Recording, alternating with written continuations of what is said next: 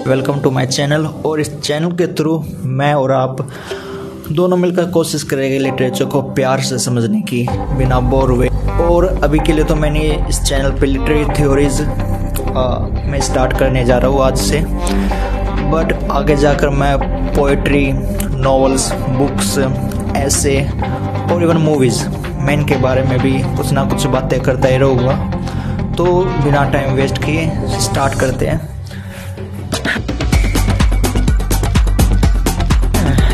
Marxism. हम communism के बारे में बात नहीं करने वाले, हम मार्क्सिज्म के बारे में बात करने वाले हैं। अक्सर लोग क्या करते हैं कि मार्क्सिज्म और कम्युनिज्म दोनों को एक समझ लेते हैं, बट ऐसा नहीं है। क्योंकि चलो उस पर भी आते हैं, बट पहले हम तीन मेन टर्म्स होती हैं, socialism, capitalism and the communism. इन तीनों को पहले समझ लेते हैं कि ये आखिर तीनों टर्म होती क्या है। तो एक स्टोरी सुननी है, 2 मिनट की है, बस ध्यान से सुनना है। तो एक विनोद नाम का एक मजदूर है, वो एक डेयरी में काम करता है और वहाँ पे वो दूध निकालता है। अब सारी मेहनत विनोद करता है, दूध वो निकालता है, भैंसों को वो नहलाता है और दूध बेचकर भी वही आता है। पर जो मुनाफा है, मुनाफा किसको मिलता है? मुनाफा मिलता है उसके मालिक, जिसका नाम है, क्या नाम दे, मोटा भाई। मोटा भाई को सारा मुनाफा मिलता है। अब ये जो कंडीशन है इसको बोलेंगे कैपिटलिज्म, क्योंकि मेहनत कोई और कर रहा है बट जो मुनाफा है किसी और को मिल रहा है। अब क्या हुआ कि किसी ने उसको बता दिया विनोद को कि भाई तुम्हारा हो रहा शोषण, यू शुड डू रेवोल्यूशन। तो उसने रेवोल्यूशन कर दिया, मोटा भाई को पीट दिया और अब से बोल दिया कि जो दूध निकालेगा दूध उसका। ये कंडीशन है, इसको बोलेंगे सोशलिज्म। सोशलिज्म का जो कोर आइडिया वो यही है कि जो जितना काम करेगा उसको उतना ही फल मिलेगा। That is the idea of socialism. Communism में क्या होता है, कोई मतलब नहीं आप कम काम कर रहे हो, ज़्यादा काम कर रहे हो, या फिर आप काम भी नहीं कर रहे हो, आपको फिर भी उतना ही मिलेगा जितना औरों को मिल रहा है। अब इस केस में जो मैं स्टोरी सुना रहा हूँ, जैसे विनोद ने काम किया और उसके मालिक मोटा भाई ने कम काम किया, लेकिन जो भी दूध निकलेगा दूध दोनों में बराबर बटेगा। आई होप कि ये थोड़ा बहुत समझ में आ गया होगा, क्योंकि हम ज़्यादा डीप में नहीं जा रहे हैं, क्योंकि हमारा ये मेन टॉपिक है भी नहीं। हमारा मेन टॉपिक है मार्क्सिज्म में, बट ये इसलिए बता कर चल रहा हूँ कि आपको बाद में कन्फ्यूज़न ना हो कि ये टर्म भी हम इसके साथ यूज़ करते हैं, इसको ऐसे यूज़ करते हैं, इसलिए मैं बता के चल रहा हूँ। ठीक है, अब बात आती है मार्क्सिज्म और कम्युनिज्म की। बट उससे पहले समझ में आ गया ना क्या डिफरेंसेस है कैपिटलिज्म, कम्युनिज्म एंड सोशलिज्म में। अगर अभी भी नहीं आया तो एक और एग्जांपल लेते हैं। कद्दू देखा है? कद्दू की सब्ज़ी खाई होगी। तो एक कद्दू की सब्ज़ी खाई होगी, ठीक है। तो कद्दू कटेगा तो उसको ज़्यादा मिलेगा जिसका कद्दू है, ये है कैपिटलिज्म। कद्दू कटेगा उसको ज़्यादा मिलेगा जिसने कद्दू काटा है, ये है सोशलिज्म। कद्दू कटेगा और सब में बराबर बटेगा, ये है कम्युनिज्म। आई होप कि अब तो समझ में आ गया होगा। अब आगे चलते हैं कम्युनिज्म और मार्क्सिज्म, इन दोनों में डिफरेंस क्या है। तो कम्युनिज्म एक आइडियोलॉजी है कि एक सोसाइटी कैसे होनी चाहिए। जैसे महात्मा गांधी जी का राम राज्य है, वो भी तो एक आइडियोलॉजी है कि एक सोसाइटी कैसे होनी चाहिए। तो कम्युनिज्म भी बस एक आइडियोलॉजी है कि जहाँ पे स्टेटलेस, क्लासलेस, मनीलेस सोसाइटी होनी चाहिए, जहाँ पे रिसोर्सेज पे सबका बराबर कंट्रोल हो। That is the idea of communism. तो फिर ये मार्क्सिज्म क्या है? मार्क्सिज्म एक थ्योरी है, एक वो थ्योरी जो कि एनालाइज करती है हिस्ट्री, इकोनॉमी और सोसाइटी के रिलेशंस को। और इस थ्योरी को दिया था हमारे कार्ल मार्क्स और उनके फ्रेंड फ्रेडरिक एंजल्स ने। आई होप के ना समझ में आ गया होगा, इन दोनों के बीच में डिफरेंस ही पता चल गए होंगे। तो पहुँचना कहाँ पे है? कम्युनिज्म पे। पर जो कम्युनिज्म तक पहुँचने की जो सीढ़ी है वो है मार्क्सिज्म। अब आ जाते हैं मार्क्सिज्म पे, जो कि बताते हैं कि कैसे सोसाइटी हिस्ट्री और इकोनॉमी एक साथ काम करती है। ठीक है, इसके में मेनली ये 4 चीज़ें पढ़नी इसके अंदर: dialectical materialism, historical materialism, class and alienation. अब सबसे पहले हम इसको देखते हैं। तो ये जानने से पहले हमें हेगल के बारे में जानना होगा। अब ये हेगल कौन था? Hegel GWF Hegel, he was a German political thinker. आपने कई बार पॉलिटिकल साइंस में इनका नाम भी सुना होगा, काफ़ी मशहूर नाम है। तो इनका क्या मानना था? ये मानते थे कि जो यूनिवर्स है वो आइडियाज़ पे बना है। Ideas are the essence of universe.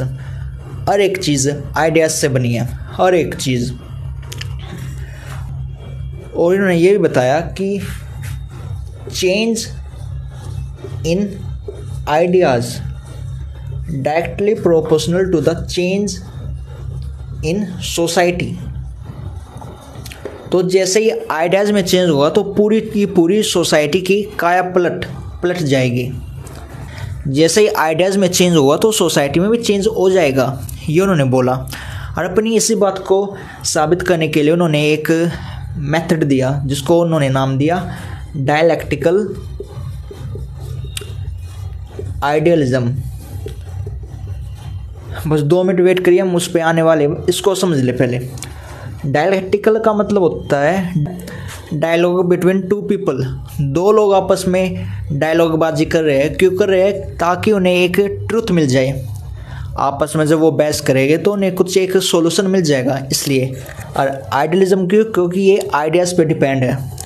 अब इनका ये मानना था कि कोई भी आइडिया होता है, जैसे हमने यहाँ पे ले लिया आइडिया 1, ठीक है, नज़र आ रहा होगा, ठीक है, आइडिया 1।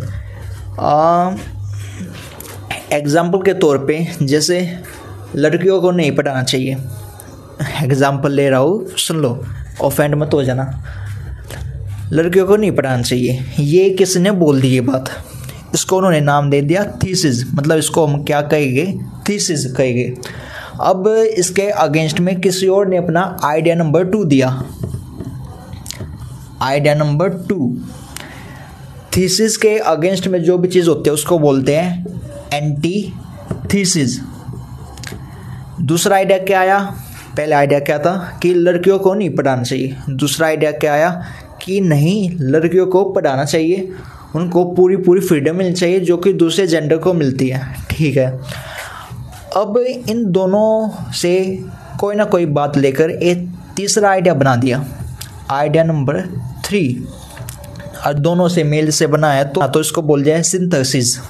ठीक है, अब इसने बोला, मतलब दोनों की बात मिला जुला कर बता दी कि हाँ ठीक है, लड़कियों को पढ़ाना चाहिए बट उन्हें पूरी फ्रीडम नहीं मिलनी चाहिए, पढ़ाओ लिखाओ फिर शादी कर दो। तो ये उसने बोल दिया। अब जैसे जैसे समय बीतेगा तो लोग भूल जाएंगे कि कभी कोई आइडिया 1 और आइडिया 2 भी था, और आगे चल के जो सिंथेसिस है वही क्या बन जाएगा? वही बन जाएगा अपना थीसिस। और आइडिया नंबर 1 अब फिर से वैसा ही होगा, फिर से इसके अगेंस्ट में एक एंटीथीसिस आएगी और फिर दोनों को मिलाकर एक सिंथेसिस बनेगा। फिर वो जैसे जैसे टाइम बीतेगा वो सिंथेसिस एक थीसिस में बदल जाएगा। फिर से उस थीसिस के अगेंस्ट में एक एंटीथीसिस आएगा और फिर से दोनों को मिलाकर एक सिंथेसिस बन जाएगा। और ये ऐसे ऐसे ऐसे ऐसे चलता रहेगा। कब तक चलेगा? हेगल से पूछा, बताओ भाई कब तक चलेगा? हेगल साहब ने बताया कि ये जब तक चलेगा जब तक एक ऐसे थीसिस पे नहीं पहुंच जाएंगे जिसका कोई भी एंटी थीसिस हो ही नहीं सकता। अब वो क्या है? तो हेगल काफ़ी धार्मिक पुरुष थे, भगवान में काफ़ी मानते थे। तो उन्होंने बोल दिया कि जो लास्ट थीसिस बनेगी वो होगा God, the absolute truth, the absolute idea God होगा। ठीक है, इतना समझ में आ गया। डायलैक्टिकल आइडियलिज्म बस यही था और कुछ भी नहीं। अब आते हैं 80s में जर्मनी के अंदर। इस टाइम पे इंडस्ट्रियलाइजेशन बहुत हो चुका था। और जर्मनी के अंदर जो वर्कर्स की जो कंडीशन थी बहुत ज़्यादा ख़राब थी। अब कार्ल मार्क्स भी सोचते रहते थे कि मतलब क्या हमेशा से ऐसा ही था या इससे पहले कंडीशन इससे बेटर थी। तो उन्होंने देखा हिस्ट्री को, उन्होंने हिस्ट्री पढ़ना स्टार्ट किया। अब आ जाते हैं मार्क्स पर। तो ये बात है 1840s की।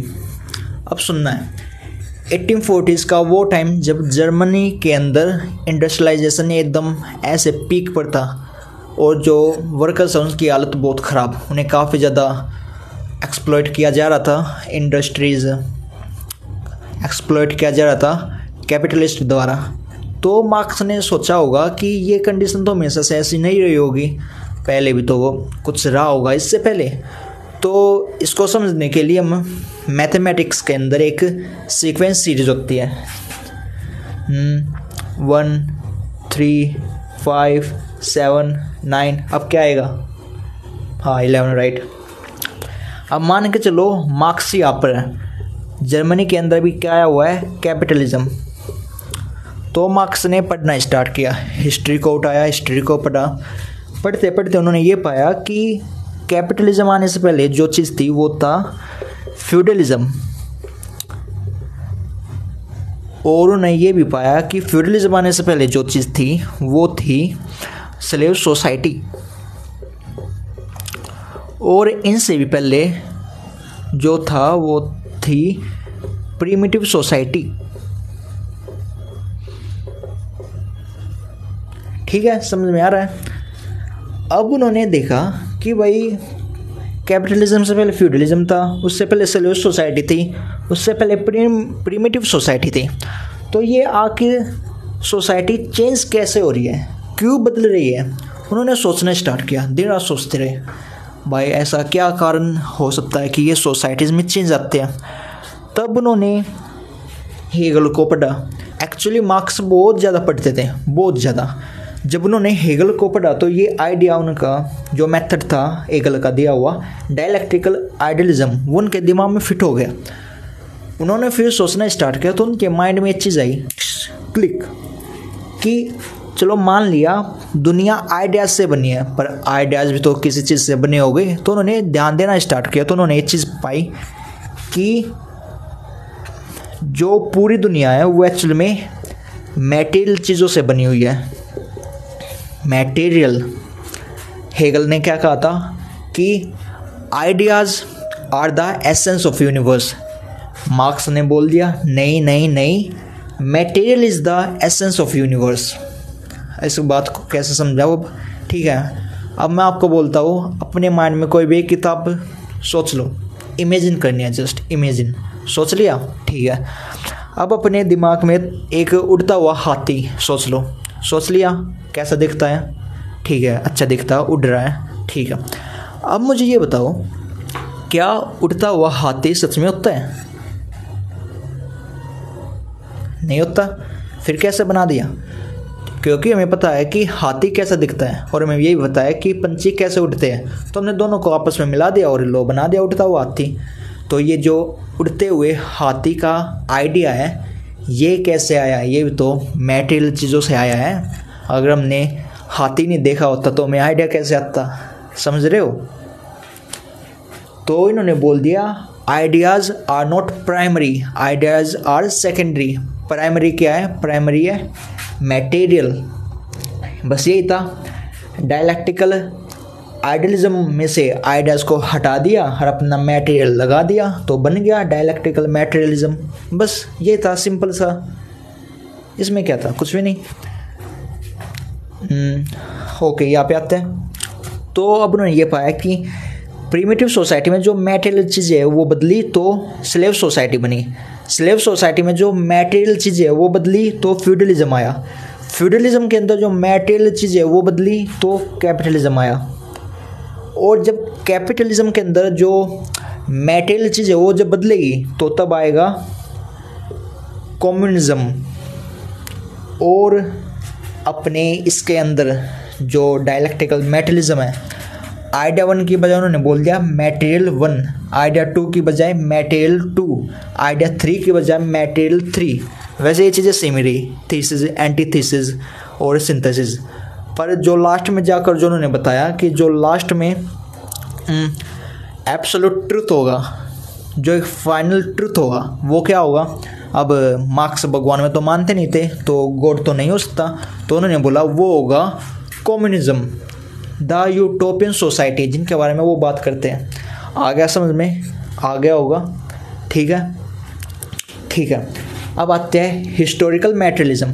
अब इनको भी समझते हैं क्या अंतर, डिफरेंस क्या है, बस हिस्ट्री का डिफरेंस आ रहा है। तो इसमें बस यही चीज़ है, उन्होंने जो ये देखा कि कैसे थ्रू आउट द हिस्ट्री जो चेंज आ रहे हैं, चेंज क्यों आ रहे हैं, मेटेरियल चीज़ों की वजह से जो चेंज आ रहे हैं, और उनकी वजह से जो पूरी सोसाइटी चेंज हो रही है, that is basically the historical materialism.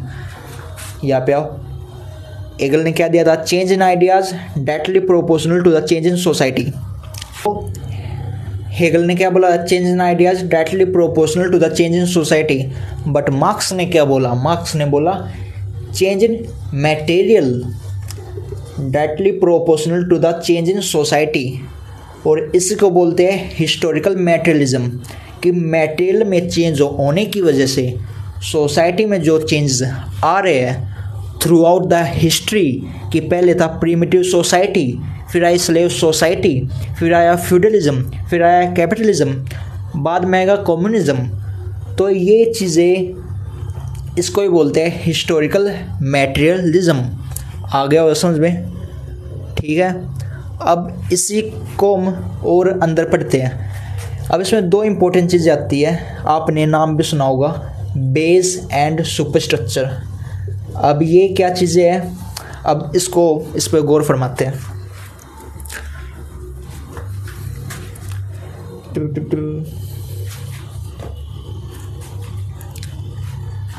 तो यहाँ पे देखिए, तो change in material directly proportional to the change in society. तो ये एक तरह का प्रोसेस हो रहा है, process of production. Production production production क्यों, क्योंकि मार्क्स मानते हैं कि इंसान ने सबसे पहले कुछ ना कुछ प्रोड्यूस ही किया होगा। इंसान बनाए प्रोड्यूस करने के लिए, क्योंकि जब प्रोड्यूस करेगा तो कुछ ना कुछ बनेगा, तो उसको बाद में कंज्यूम करेगा तो जिंदा रहेगा।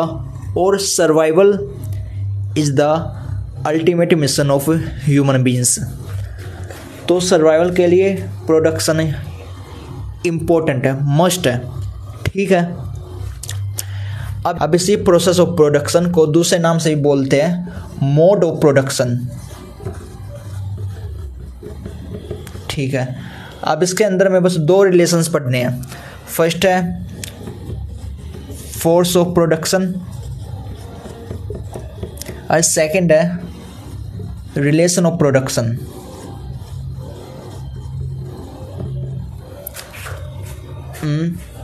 कुछ भी मतलब कन्फ्यूज़न तो नहीं हो रही होगी ना, क्योंकि हम बड़ा आराम से चल रहे हैं, कोई हमें जल्दी नहीं है, आराम से चीज़ें पढ़ रहे हैं, समझ रहे हैं। तो फोर्स ऑफ प्रोडक्शन में क्या होता है, फोर्स ऑफ प्रोडक्शन में होता है वो सब चीज़ें जो कि प्रोडक्शन करने में हेल्प कर रही है।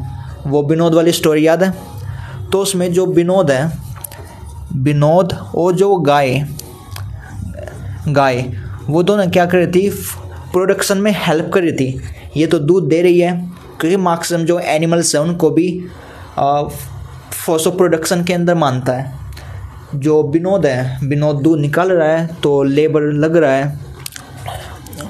और सिर्फ इतना ही नहीं, जो भी चीज़ है वो सब चीज़ें जो कि प्रोडक्शन में हेल्प करती है वो सब इसके अंदर आएगी। तो यहाँ पर आते हैं वापस से, तो प्रिमिटिव सोसाइटी में फोर्स ऑफ प्रोडक्शन क्या था, औजार, टूल्स, ये सब था। स्लेव सोसाइटी में फोर्स ऑफ प्रोडक्शन था स्लेव्स। फ्यूडलिज्म के अंदर क्या हो गया, फ्यूडलिज्म के अंदर एग्रीकल्चर प्रोमिनेंट हो गया, तो उसके अंदर फोर्स ऑफ प्रोडक्शन क्या था, एग्रीकल्चर, लैंड। कैपिटलिज्म में क्या है फोर्स ऑफ प्रोडक्शन, अब अपने आप ही बताओ, सोचो। Factories, industries, tools, machines, labour, workers, तो ये सब चीज़ें आएगी फोर्स ऑफ प्रोडक्शन में। आ गया और समझ में। अब आते हैं रिलेशन ऑफ प्रोडक्शन के अंदर। अब हर सोसाइटी के अंदर कोई दो रिलेशन होते हैं, वापस से नहीं पढ़ाते हैं। प्रीमिटिव सोसाइटी में कोई भी रिलेशन नहीं था, क्योंकि प्रीमिटिव सोसाइटी में कोई क्लास थी ही नहीं। सबसे पहले जो क्लास बनी वो बनी स्लेव सोसाइटी के अंदर। तो इसमें रिलेशन कौन से हुए, एक ओनर के बीच में और स्लेव के बीच में। फ्यूडलिज्म के अंदर क्या रिलेशन हुआ, एक लॉर्ड एक सर्फ और पीजेंट। कैपिटलिज्म के अंदर दो रिलेशन बने, वो बने कैपिटलिस्ट और द वर्कर। तो ये सब इसके अंदर आएगी, ठीक है। अब इन दोनों को मिलाकर ही बनता है मोड ऑफ प्रोडक्शन।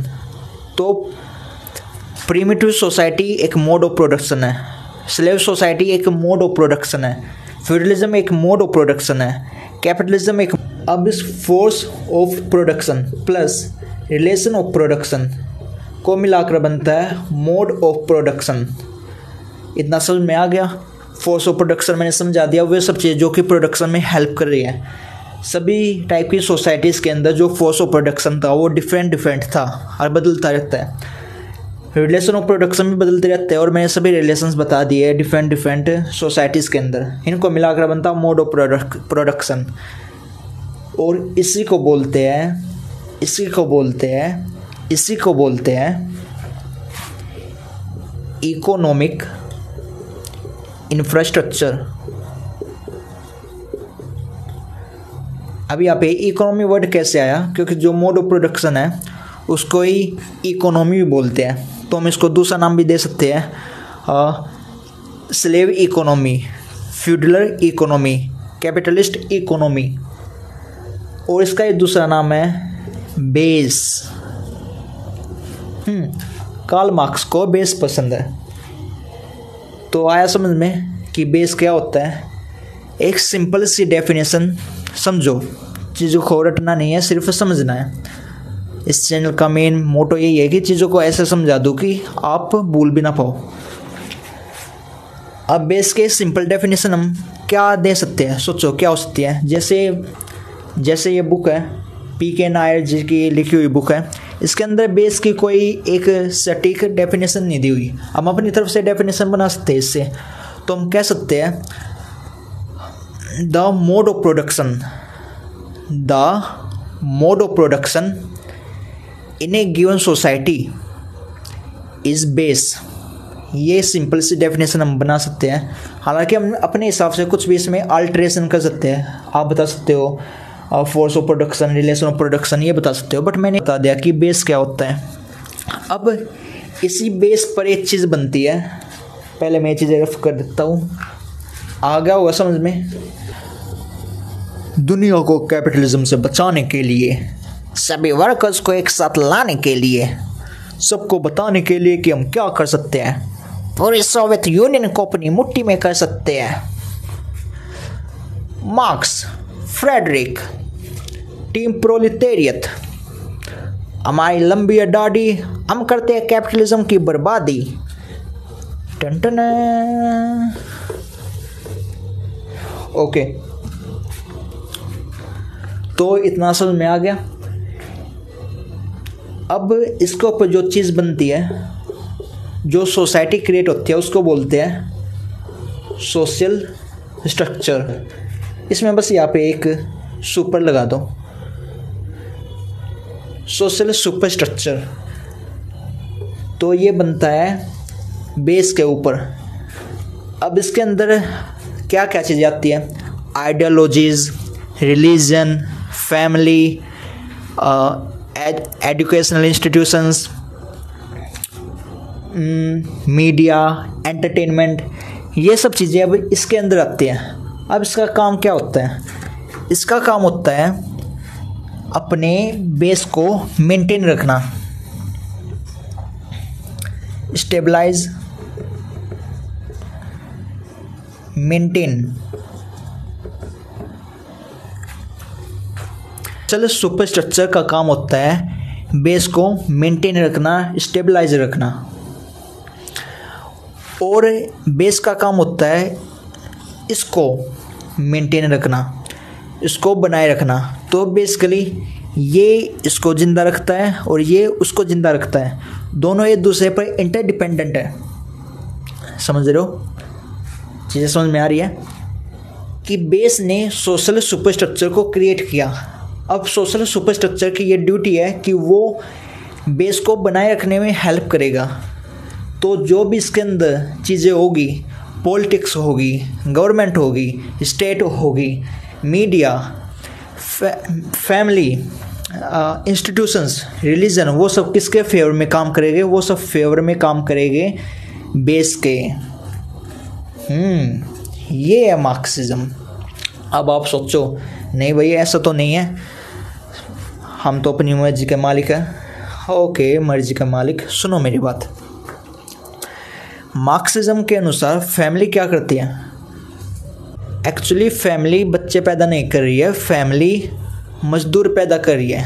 वे मजदूर जो आगे जाकर किसी कॉरपोरेट इंडस्ट्रीज़ या फिर किसी और दूसरी इंडस्ट्रीज़ में काम करें। तो फैमिली बस बेसिकली मोर एंड मोर मजदूर पैदा कर रही है।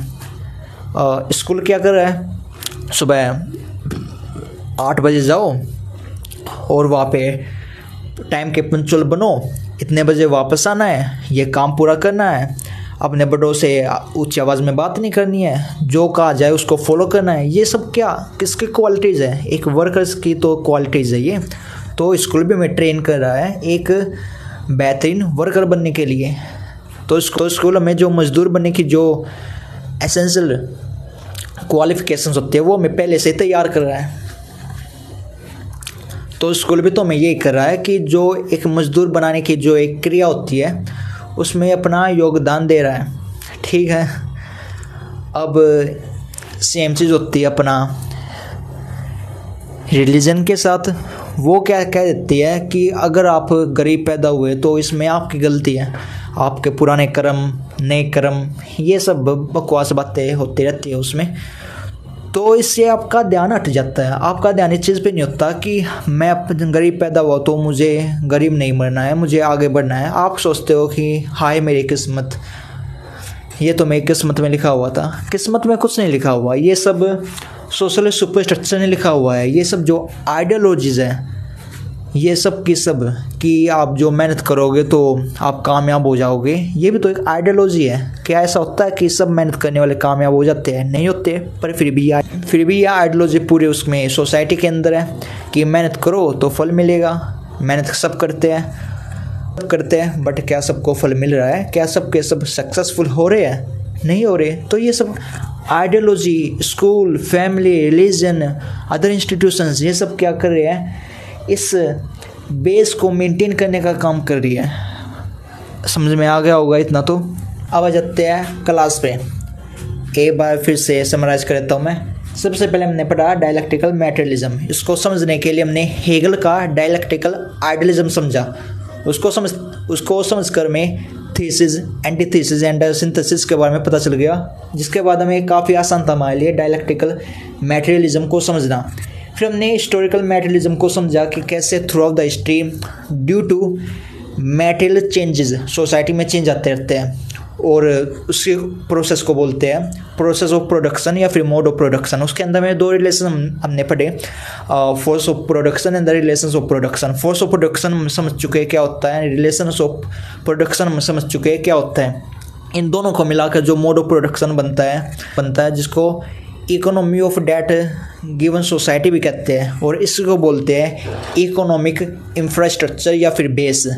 इसके ऊपर बनता है सोशल सुपरस्ट्रक्चर, जो कि एक्चुअल में हेल्प करता है बेस को मेंटेन करने का। ठीक है, आ गया समझ में। अब आते हैं क्लास।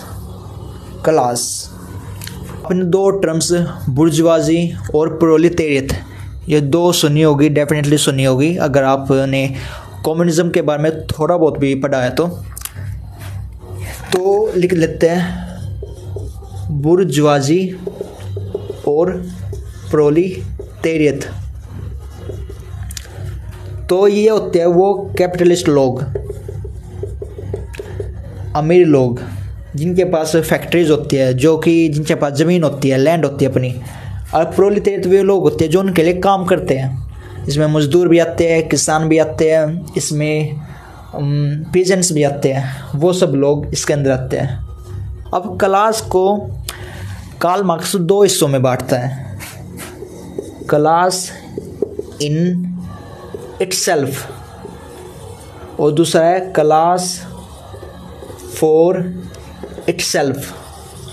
अब ये क्या चीज़ें हैं, दो क्लास के बारे में वो जिक्र करते हैं, अब इनको समझते हैं। क्लास इन इटसेल्फ वो क्लास होती है जिसके पास जीरो नो कॉन्शियसनेस होती है,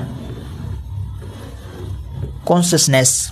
अब ये क्या है, ये वो लोग हैं जिन्हें पता ही नहीं कि उनका शोषण हो रहा है। आपने भी अपने आसपास ऐसे बहुत से लोग देखे होंगे जो कि इस दुनिया में आए, मजदूरी की, और उन्हें मतलब ही नहीं है, अपनी लाइफ वो बदलना नहीं चाहते, आए जैसे आए थे वैसे चले गए, उन्हें कोई मतलब नहीं है कि क्या करना है, क्या होना है, कुछ भी नहीं। वो आते हैं क्लास इन इटसेल्फ में जिनके पास होती है जीरो कॉन्शियसनेस। अब क्लास फॉर इटसेल्फ में दो टाइप की कॉन्शियसनेस होती है, एक होती है ट्रू कॉन्शियसनेस और दूसरी होती है फॉल्स कॉन्शियसनेस। अब फॉल्स कॉन्शियसनेस वे लोग होते हैं जिन्हें पता तो है कि उनका शोषण हो रहा है लेकिन वो कुछ करना नहीं चाहते। इसका एक सबसे बेहतरीन एग्जांपल है, अगर आपने जॉर्ज ऑरवेल की एनिमल फार्म पढ़ी हो तो उसके अंदर एक डोंकी का कैरेक्टर होता है बेंजामिन, वो ये कैरेक्टर होता है, उसको पता होता है कि सब चीज़ें कैसे चल रही है बट वो फिर भी कुछ नहीं बोलता। तो ये वो लोग होते हैं जिन्हें पता तो है कि क्या गलत हो रहा है सोसाइटी के अंदर बट वो फिर भी आवाज़ नहीं उठाना चाहते। तो मोस्टली बेसिकली 80% ऑफ इंडियंस। अब आते हैं ट्रू कॉन्शियसनेस, ये वे लोग होते हैं जिन्हें पता है कि उनके साथ गलत हो रहा है और ये आवाज़ भी उठाते हैं। तो ये वो लोग होते हैं। तो आगे वो समझ में class in itself and class for itself में क्या डिफरेंसेस होते हैं। क्लास इन इटसेल्फ में वे लोग होते हैं जिनके पास होते हैं zero consciousness. Class for itself में दो टाइप के लोग होते हैं, फॉल्स कॉन्शियसनेस वाले और ट्रू कॉन्शियसनेस वाले। डिफरेंसेस पता चल गए होंगे, ठीक है। अब आते हैं एलिनेशन पे। अब एलिनेशन क्या होता है मेनली कि you don't feel belonging to something. Like आप क्लास में बैठे हुए हो पर आपको फील हो रहा है कि नहीं भाई ये क्लास में तो मेरा कोई दोस्त ही नहीं है। आप आराम से अपने बेंच पर अकेले बैठे हुए हो, कोई आपसे बात नहीं कर रहा, आप किसी से बात नहीं करना चाह रहे। आप मतलब क्लास में फिजिकली तो बैठे हो बट इमोशनली आपको फील नहीं हो रहा कि मैं इस क्लास का स्टूडेंट हूँ भी या नहीं। अब मार्क्सिज्म के अंदर एलिनेशन चार टाइप का होता है, चार टाइप का एलिनेशन होता है। Alienation from process of production. अब इसका मतलब क्या हुआ, अब मान के चलो आप एक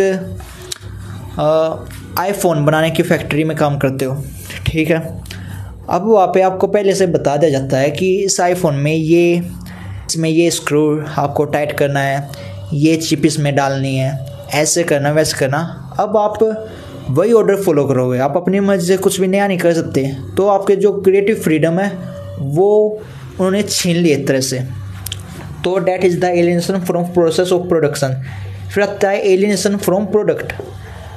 अब जो लोग फैक्ट्री में आईफोन बना रहे हैं ऐसा ज़रूरी तो नहीं कि वो बाहर जाकर वो प्रोडक्ट खरीद ही पाए, क्योंकि काफ़ी सारे कार बनाने वाली कंपनीज़ हैं जिनके जो वर्कर्स हैं वो इतना एफर्ट नहीं कर सकते कि उसी कंपनी की कार या फिर कुछ और लोकोमोटिव खरीद पाए।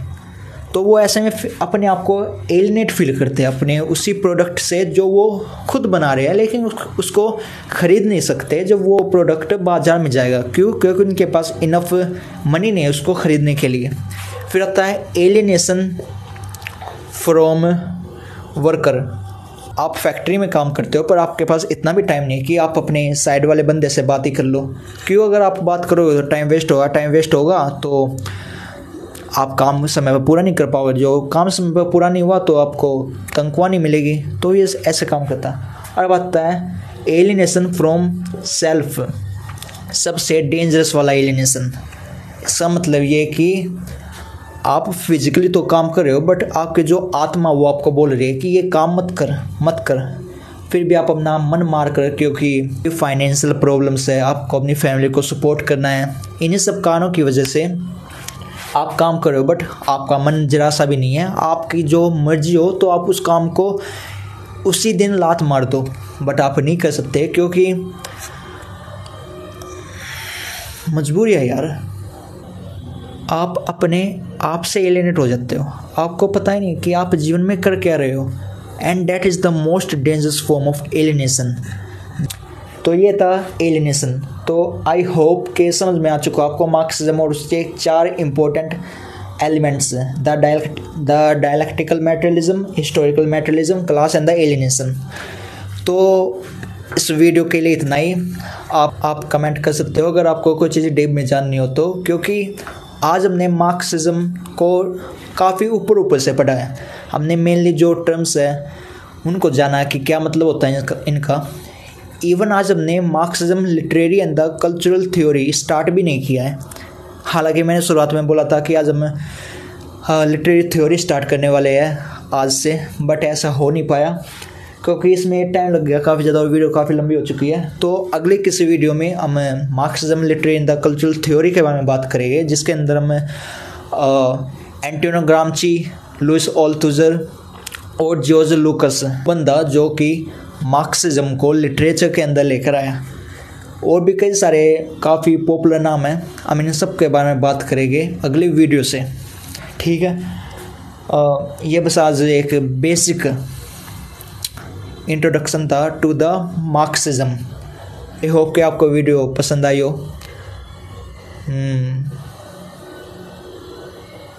ठीक है, मिलते हैं अगली वीडियो में। जब तक के लिए tata bye bye, Wakanda forever.